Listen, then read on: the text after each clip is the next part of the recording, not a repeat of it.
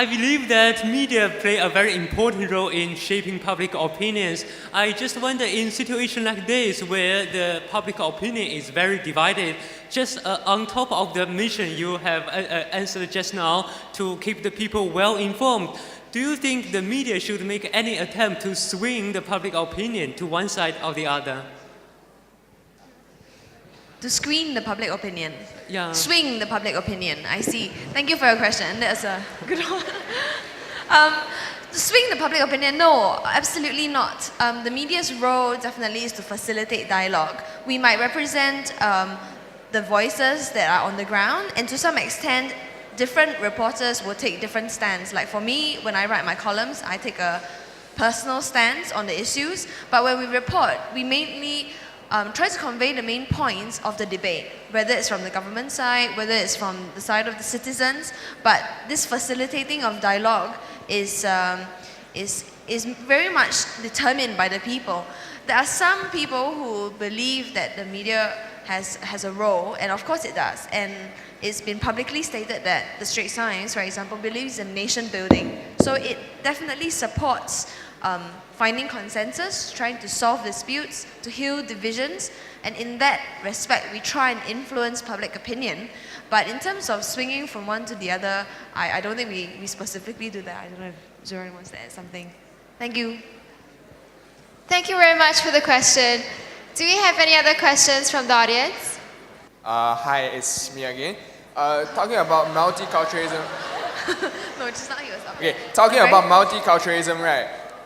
What's your understanding of multiculturalism? What's the core of multiculturalism? Is it accommodation or assimilation? Should foreigners be assimilated to local society, or they should be accommodated so that the society has more diversity? What's your understanding to it? Okay, my understanding of multiculturalism as to whether it should be a form of accommodation or assimilation, this is a classic GP question that I was also asked to answer when I was 18. So, I don't think the answer is so clear-cut. I don't think it can be, yes, it's accommodation, or yes, it's assimilation. I think it all depends, right? For assimilation matters, if you want to be a citizen, you have to do national service. And to me, that's a form of assimilation. You want to be a citizen? No two ways about it, you have to do national service. Accommodation, well, if you want to eat different food, you want to cook your pot of curry, I have to accommodate you. So it's about give and take. It's about being able to accept and respect difference.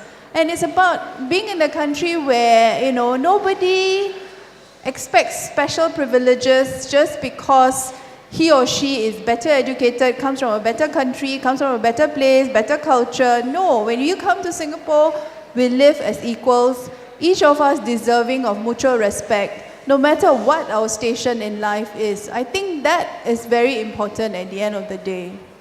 Thank you. Thank you so much for being so proactive and asking questions. Kira, I see we have a question over there. Hi, can you hear me? Okay, so the other day my friends and I were discussing about a Facebook post that they saw from a foreigner who was talking about how she was molested on the bus.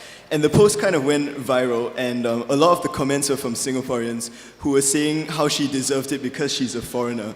So with all this outpouring of resentment against foreigners, when it expresses itself in these ugly ways, do you ever think that it's possible for foreigners and Singaporeans to naturally integrate and coexist peacefully? And if you think it's possible, how do you think it can be achieved? I would say that's a very good question. Thank you for it.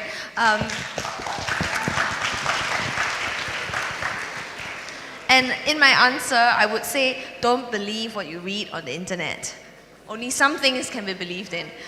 This Facebook post that you have mentioned actually makes a very good point, and I think that people, the way they react online is very different from the way they react. If that woman stood in front of you here, would you say that she deserved it, whether she was a foreigner or not? You wouldn't. But behind the cloak of anonymity, plenty of people online get very mean and they make all sorts of nasty comments, but that does not necessarily mean the same thing is happening physically in Singapore. So I think we need to make that clear, and we also need to regard the online space as something different, that people are more, liberal, people are more, they don't hide their feelings on the internet. But in terms of this feeling between local citizens and foreigners, I believe absolutely yes. And I believe that we are decent people, that we want to integrate. And I go back to my point about our ancestors being also foreigners who come to Singapore to make a better life. It's unfair for us to say that other people can't come here and make a good life for themselves. It is also unfair to say that that we should be predisposed against them just because they're from somewhere else. And I do believe that Singapore will get there. We need to solve the problems of crowdedness at the moment, which is causing all this tension. But it is an ongoing process. Thank you.